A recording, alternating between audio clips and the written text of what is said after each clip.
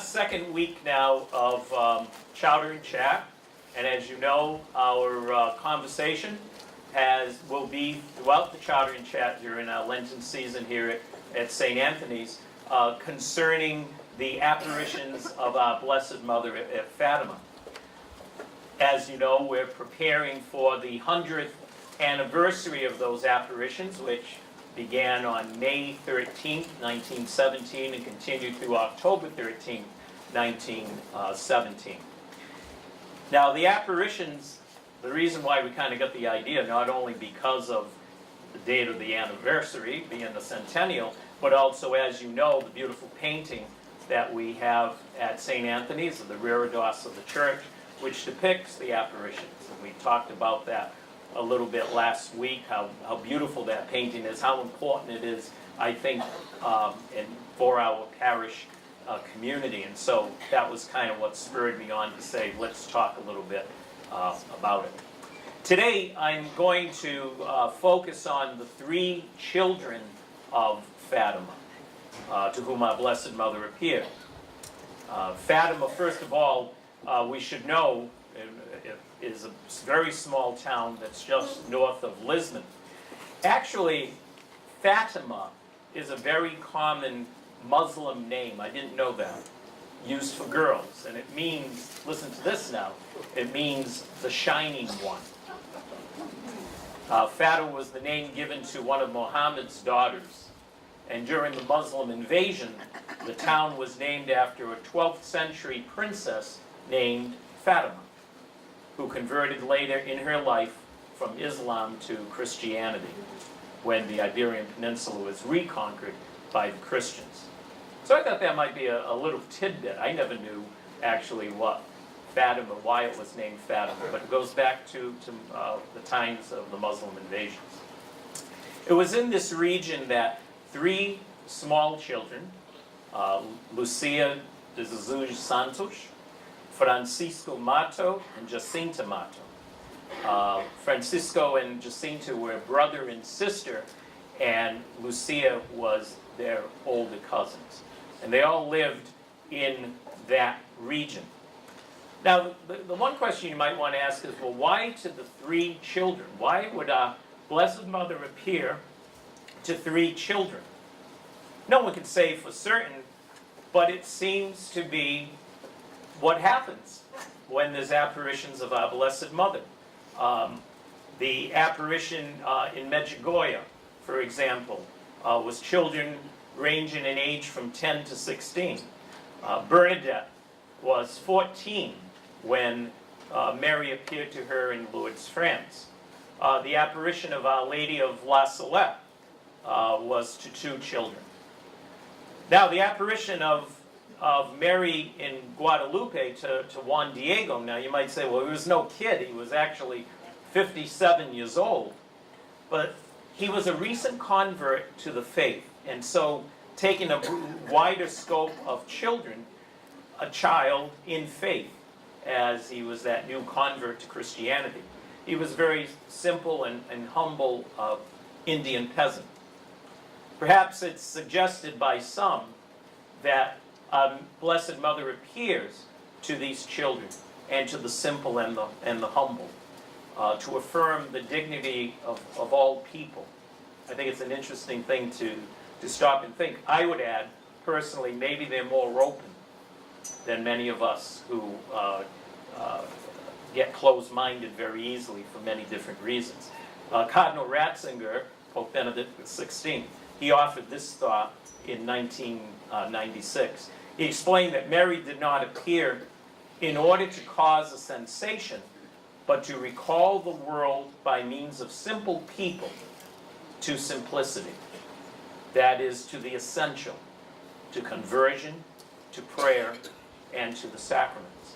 So it's kind of like I mentioned last time we met, that the message of Fatima, the message of Mary, in most, if not all of these apparitions, is in line with the basic teaching and gospel truths.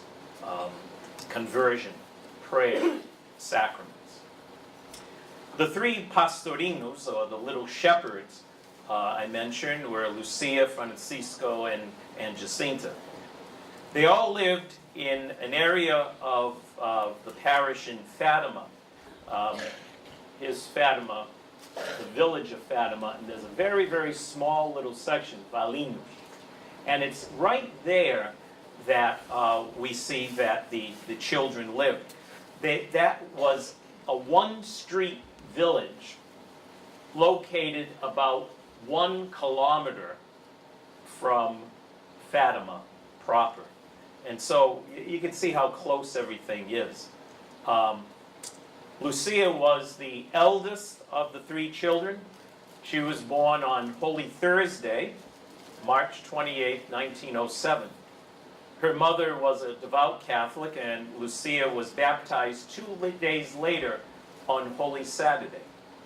She grew up in a devout family and was known to be very serious, intelligent, and well-liked by the many children. She was also kind of precocious, too. Lucia learned how to pray very early in life and had a particular devotion and love for the rosary.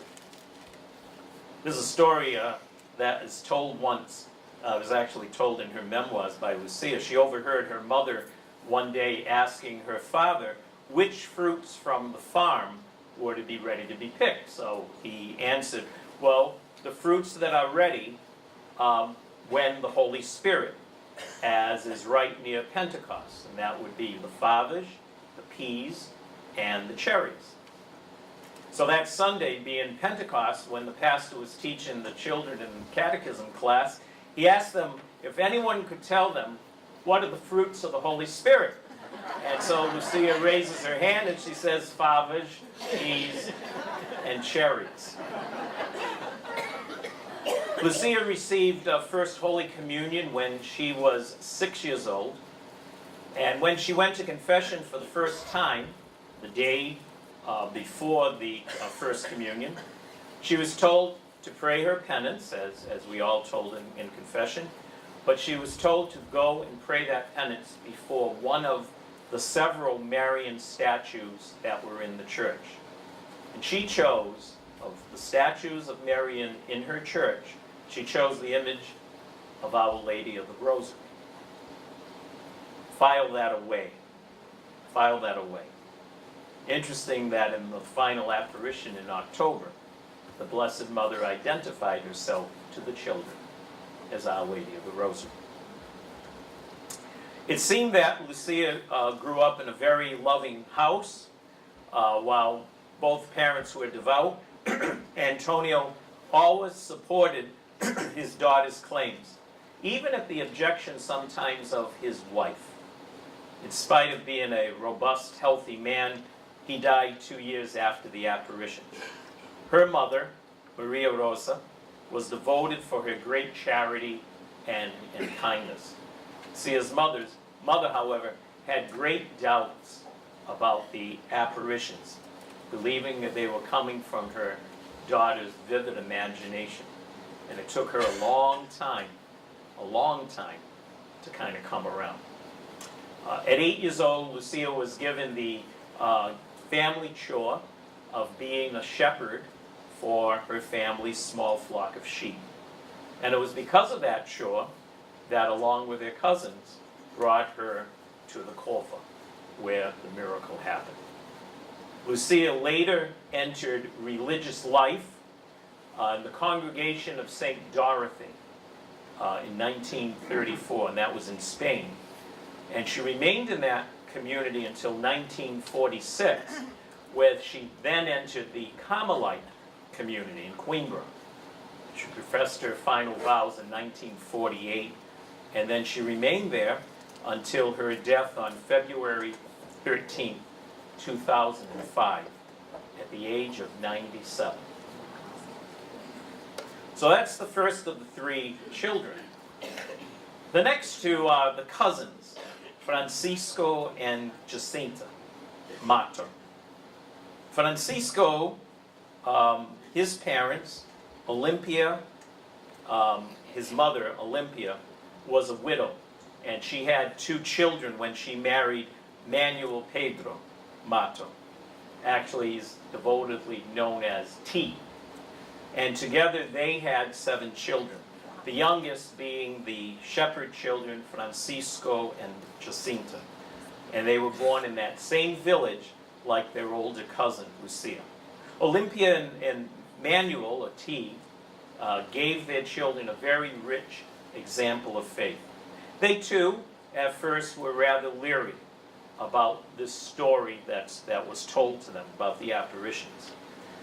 Francisco and Jacinta's parents also had sheep, but they sold their flock before Lucia's, and so they would do what would be normal. They were enjoying being little shepherds for a while, but then the flock had to be sold, and they asked if they could go along with their cousin Lucia to be shepherds of the flock.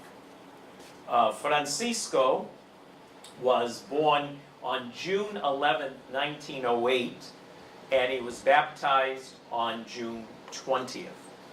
He seemed like a typical boy, love of nature, playing with animals, even bringing some home. But a typical boy also was a little mischievous. Yet he had a very calm and serious temperament about him. There was a certain gentleness and sensitivity to him. He was deeply humble for a child of 9 years old, aware of his own shortcomings, and also he had a very personal and quiet prayer life as you look back in those few years. Regarding the apparitions, Francisco was able to see the image of Our Lady, but unlike his sister and cousin, was never able to hear her. Through them, he discovered that he would be called in a brief time to heaven. A year later, 1918, Francisco fell gravely ill, a victim of the influenza epidemic that had swept the world at the time. And as he was dying, he asked to receive First Holy Communion. He had not been done so before, he was so young. His sister and cousin helped him to prepare for his first confession, and he received his first and last Holy Communion on April 2nd, 1919. 2 days later, on April 4th, he died at the age of 10. Jacinta, the third shepherd. His sister Jacinta was born on March 11th, 1910, and baptized on March 19th, the feast of St. Joseph. A beautiful young girl, Jacinta loved to play games, to dance. She loved to play among the sheep, and once told her cousin that she was doing the same thing that her Lord was doing in a little holy card that was given to her. I'm sure you've seen many of those holy cards of the Good Shepherd, Jesus among the sheep. She's saying, I'm doing that too. Beautiful, beautiful, sensitive young girl. She looked angelic, but she was prone to sulk a lot. Not that kids do that. Acted very selfishly at times. But she had that gentle, loving, innocent side to her. She was very spontaneous about her feelings, which led her to blurt out about the May apparition after being told by Our Lady and her cousin, do not say anything. You can only imagine if you've had kids 7, 8 years old, they got to run in, guess what, guess what? That was her. At the time of the apparitions, Jacinta was 7 years old. She was very dedicated to offering sacrifices to free souls from the fire of hell, such as giving up water in the heat of the summer, or giving her afternoon snack to a child who was poorer than she was. Think about this. This is a little girl of 7, 8 years old. A year after her apparition, after the apparitions, like her brother Francisco, Jacinta fell ill with bronchial pneumonia and after a painful abscess on her lung. And yet she saw these as opportunities, and we'll hear when we get into the apparitions that she offered them up for the conversion of sinners. After 2 months of fighting this, she ended up with a very painful sore in her chest, as well as TB. On February 20th, 1920, Jacinta died, just shy of her 10th birthday. Now, I don't want to end on a sad note, and here's the good news. Jacinta and Francisco, many of them right away wanted them to become saints. And for a while, the Vatican was very leery of questioning if children really could have the capacity to a heroic life called for the condition of sainthood. That was revisited in 1979 by the Vatican, and it was declared that children could indeed be spiritual prodigies and able to be canonized. So their cause for beatification began in 1946. In 2000, St. John Paul II declared Francisco and Jacinta blessed, which is the final step towards sainthood. Now, when Lucia died in 2005, Pope John Paul II just basically commented and said, this person is a saint. And he wavered the general 5 years that you have to wait until you begin the cause of sainthood. So I believe it was in 2009 that the cause of sainthood began for Lucia. So that's basically our story for today. I thought it was important to spend quite a bit of time to get to know the children a little bit, to get to know their backgrounds, get to know their humility, their simplicity, their openness, their deep, devoted faith for children of that age. And it really is, I think, as I read a little bit about the children, coming to get to know them personally, I think helped me to certainly want to enter more into the story of the apparitions of Fatima. And so next week, this is our hope, is that we will start with the apparitions of the Angel of Portugal.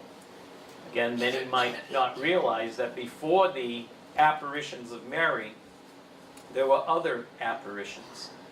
So we're going to talk about those briefly, and then get into the first and the second of the apparitions of Our Lady, which were on May 13th and June 13th. So I hope you'll join us again when we get together, those who are here for Chowder and Chat next Friday, those who are watching at home the next time that we show this presentation. So thank you all very much.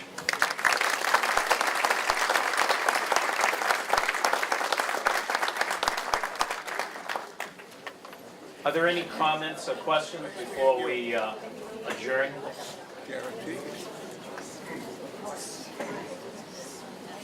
Okay, so we'll see you all same time, same station next week. Thank you all for coming. See you in church.